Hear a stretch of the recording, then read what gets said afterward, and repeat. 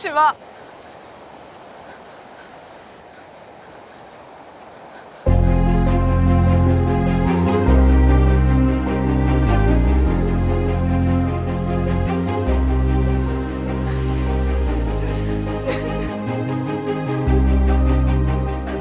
శివ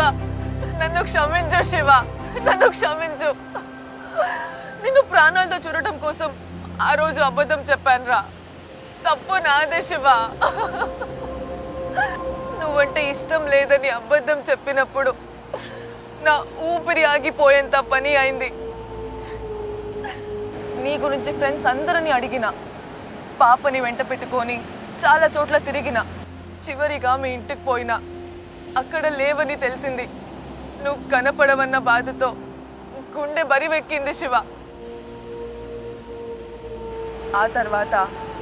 స్కూల్లో టీచర్గా చేసుకుంటూ పాపను చూసుకుంటూ నీ జ్ఞాపకాలతో బతుకుతున్నాను రా కూతురు పుడితే మానసాన్ని పెడదామన్నావు కదా ఇదిగో నీ మానస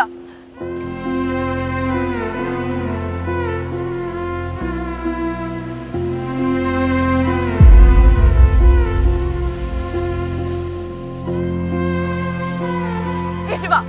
ఏమైంది శివ ఏమైంది శివ ఏమైంది శిశలం ఏమైంది శివకి వాడు గతం మర్చిపోయిండు పార్వతి నిన్ను మర్చిపోయిండు మమ్మల్ని మర్చిపోయిండు ప్రపంచంలో వానికి తెలిసిన వాళ్ళందరినీ మర్చిపోయిండు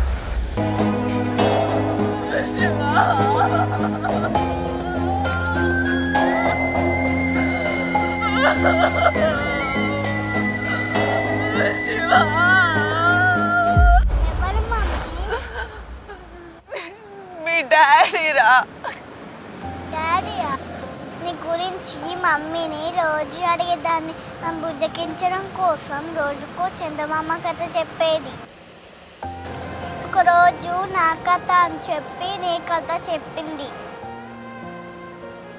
మా స్కూల్లో మీ డాడీ ఎక్కడని అడుగుతున్నారు వాళ్ళకి బుద్ధి చెప్తాను